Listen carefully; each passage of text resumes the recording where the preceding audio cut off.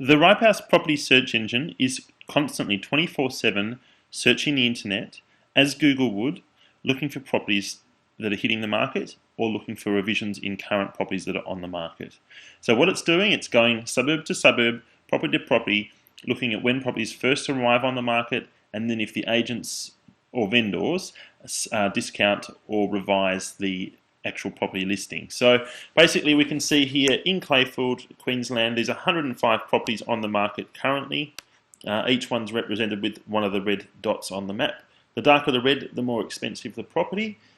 Each one of these has obviously been picked up and is for sale currently on the internet, according to our search engine. We can click on this arrow here to display the listing of all the properties. So each one of these icons corresponds to a row in this table. And at the moment, by default, they are sorted by price. So they're sorting there by price, lowest price first, down to the most expensive properties. Now, as I scroll through this list, you might be able to see this 2%, this green 2% figure here on the right. That means that this particular property at 11 Riverton Street has been discounted 2% over its sale period. Okay, so that's really important because we know it came on the market 115 days ago, days on market 115, and over that time, it's quite a while, it's been discounted 2%. Okay, so Ripehouse is constantly tracking it, so generally around a 24-hour delay for any price updates, but that means that this has been discounted 2%. If we want to organise this list of 105 properties in order by the discounting amount, it's going to display the property with the highest discounting amount at the top. So this 16 Enderley Avenue has been discounted 16% over its sales campaign. The one below, 13%. The one below that, 13% as well. So this one here at 390 is around the average suburb price. It's been discounted 13%.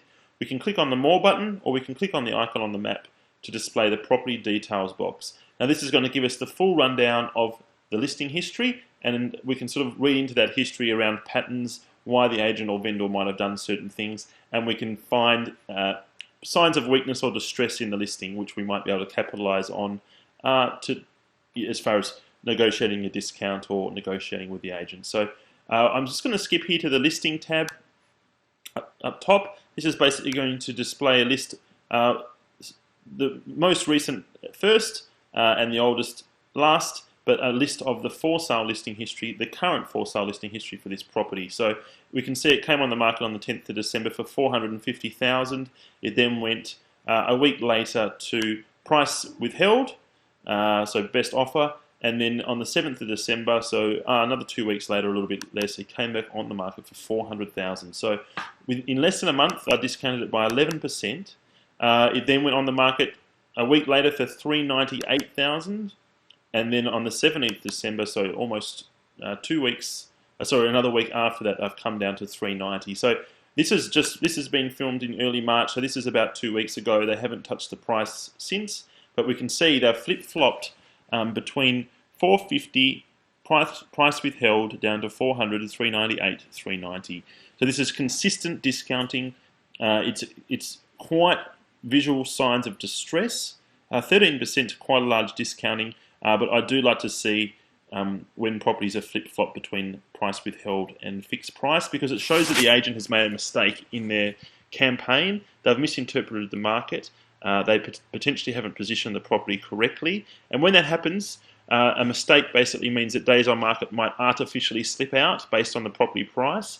And that's looked as a negative. So if days on market slip out to 90 when the average in the suburbs is 45 because the campaign hasn't been monitored or run correctly by the agent, it's artificially done so. There might be distress caused in that listing history, which you might be able to capitalise on. So there's a lot of subtleties to be read into the listing history and the changes within it. You can read into it. It might obviously be a complete random scenario, but when this discounting is occurring quite regularly in this case, and 13% is a lot of discount, and it's been happening in increments, there's definitely distress in this listing. So you can basically click on the listing here, pop through to the source for the property, and you can contact the agent, get all the contact details for the agent, maybe more complex or size of the land and block, and then you can use this as a basis to negotiate with the agent. So yeah, jump in and check out all the discounting on-market history for every property on the market at the moment that we secure using the search engine.